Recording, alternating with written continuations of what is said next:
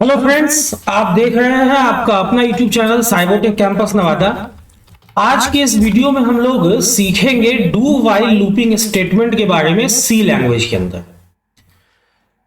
देखिए, do while looping statement जो है वो एक तरह का कंट्रोल स्ट्रक्चर है, लूपिंग स्ट्रक्चर है, रिपीटिव स्ट्रक्चर है, जिसका इस्तेमाल हम लोग किसी ब्लॉक ऑफ कोड को कम से कम एक बार एग्जीक्यूट करने के लिए करते हैं। ये क्या चीज है, तो बहुत ध्यान से वीडियो के अंत तक बने रहेंगे।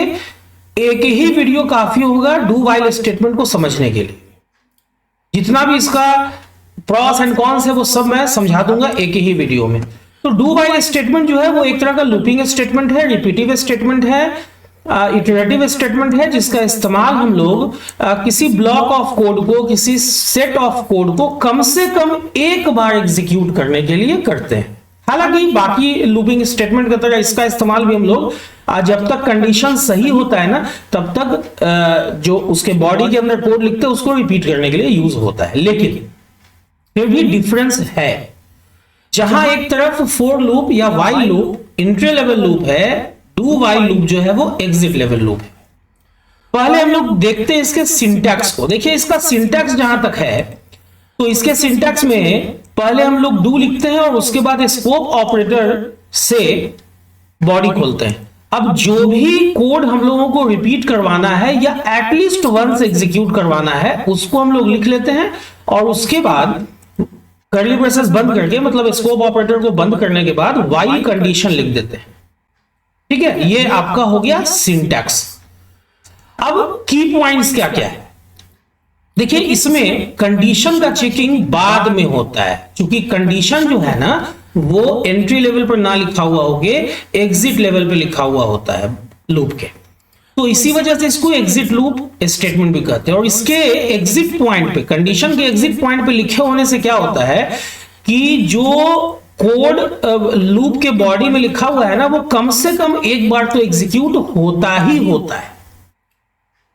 ठीक है, और बाकी लूपिंग स्टेटमेंट की तरह इसमें भी जब कंडीशन फॉल्स होता है तो लूप से टर्मिनेशन हो जाता है।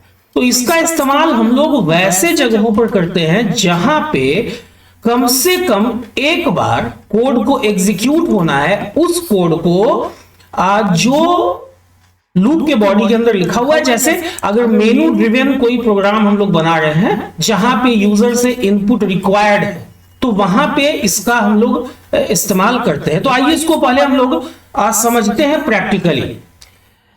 ध्यान से समझिएगा। मैंने एक वेरिएबल डिक्लेयर किया int num, जिसमें मैंने रख लिया 1। अगर नॉर्मल इस्तेमाल की बात की जाए तो डू, और यहां पे हम लोग लिखेंगे printf/n%d कॉमा नम। ठीक है, और उसके बाद से नम को हम लोग कर लेंगे प्लस प्लस, और कंडीशन जो है ना वो यहां पे लिखाएगा व्हाइल एग्जिट पॉइंट पे, यहां पे व्हाइल के बाद कंडीशन। तो मैं लिख रहा हूं कि while num is less than equal to 10 और यहां पे सेमीकोलन देना है। तो ये जो आपने कोड लिखा, ये आपने इनिशियल वैल्यू क्या रखा है इसमें 1। आपने 1 से 10 तक लूप चलाया है, एक एक वैल्यू को एक एक इंक्रीज करके। तो अगर अभी आप इसको कंपाइल एंड रन करते हैं तो आउटपुट जो है ना वो अलग अलग लाइन में, चूंकि मैंने प्रिंट में स्लैशन का इस्तेमाल किया है और स्लैशन एक एस्केप सीक्वेंस है जो न्यू लाइन के लिए यूज होता है, तो अलग अलग लाइन में देखो 1 to 10 आपका यहां पे आ गया। ठीक है, लेकिन ध्यान रहे क्योंकि कंडीशन यहां लिखा हुआ इसीलिए एग्जिट लेवल लूप इसको बोलते हैं।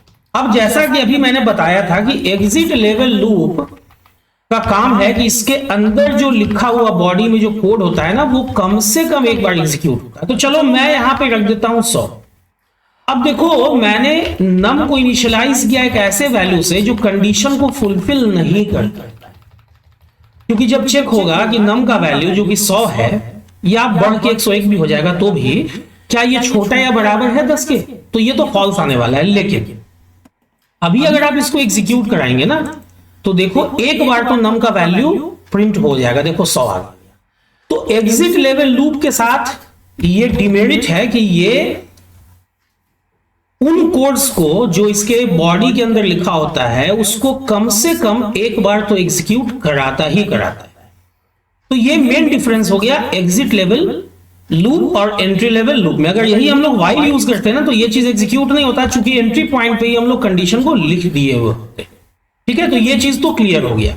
अब आगे बढ़ते हैं इसके वेरिएशन की तरफ। देखिए अभी तक हम लोगों ने क्या सीखा, अभी तक हम लोगों ने सीखा कि डू व्हाइल लूप क्या होता है, डू व्हाइल का सिंटैक्स क्या है, और ये कैसे एग्जिट लेवल लूप है, और एग्जिट लेवल लूप होने की वजह से कैसे कम से कम एक बार इसके बॉडी में लिखा हुआ कोड एग्जीक्यूट होता ही होता है। ठीक है, लेकिन चलो अब हम लोगों को मान लो 1 to 10 प्रिंट करना ही है। हम लोग चाहते हैं कि इस यहां पर हम लोग एक स्टेटमेंट इसमें यूज करें। तो आप क्या कीजिए कि देखिए एक स्टेटमेंट क्यों यूज करें, ताकि ये स्कोप ऑपरेटर को हटा सके। फिलहाल तो हम लोग यहाँ पे कॉमा ऑपरेटर का यूज करके और यहीं पे नम को प्लस प्लस करके सेमीकोलन दे देते हैं।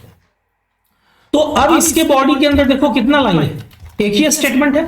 तो अब मैंने पहले भी बता दिया है पीछे के वीडियो में कि जब भी ऐसा कोई सिचुएशन आए कि किसी भी लूप में एक स्टेटमेंट हो, या इफ में या एल्स में या एल्स इफ में, तो आप स्कोप ऑपरेटर को यूज नहीं भी कर सकते। तो देखो मैंने कॉमा ऑपरेटर से ये एक स्टेटमेंट दे दिया, तो मैंने यहां पे क्या किया है, स्कोप ऑपरेटर को मैंने ओपन और क्लोज दोनों, क्योंकि स्कोप ऑपरेटर ऑलवेज पेयर में यूज होता है, उसको मैंने हटा दिया है। तो अब अगर आप कंपाइल एंड रन करोगे ना तो आपका आउटपुट देखो 1 to 10। ठीक है, अब एक चीज और है, क्या यहां पे कॉमा ऑपरेटर का ही इस्तेमाल हो सकता है? हम लोग इसको भी तो सीखेंगे। तो नहीं, आप चाहो तो यहां पे नम प्लस प्लस दे दो ऐसे। देखो यहां पे ये पोस्ट इंक्रीमेंट ऑपरेटर की तरह यूज हो रहा है। जब भी नम प्लस प्लस या प्लस प्लस नम किसी अदर स्टेटमेंट के साथ एग्जीक्यूट हो ना, तो वहां पे वो पोस्ट या प्री का काम करता है। तो यहां पे मैं बता देता हूं, बहुत ध्यान से इसको समझिएगा। पहले कौन एग्जीक्यूट होगा? सबसे पहले प्रिंटफ एग्जीक्यूट होगा, प्रिंटफ विल बी एग्जीक्यूटेड। इस चीज को बहुत ध्यान से समझ लें।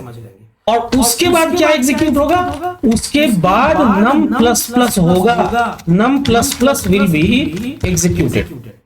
तो अभी आप देखो ध्यान से, अगर नम का वैल्यू इनिशियली 1 है तो इसने तो यहां पे कुछ चेक किया नहीं, डू जो है अलाउ कर दिया। अब प्रिंट के पास जब पहुंचा तो नम का जो करंट वैल्यू है जो कि 1 है वो प्रिंट हो गया। क्या प्रिंट हो गया? यहां पे 1 प्रिंट हो गया। और प्रिंट होने के बाद नम का वैल्यू प्लस प्लस होके 2 हुआ, और तब जो चेकिंग हुआ ना वो ये हुआ कि 2 छोटा है या बराबर है 10 के। ये नहीं हुआ कि 1 छोटा या बराबर है कि नहीं, है ना। तो एक कम टाइम जो है ना चेकिंग होगा। अभी आप इसको कंपाइल एंड रन करा के देखो तो अभी आपका आउटपुट जो है ना देखो 1 to 10 आ रहा है।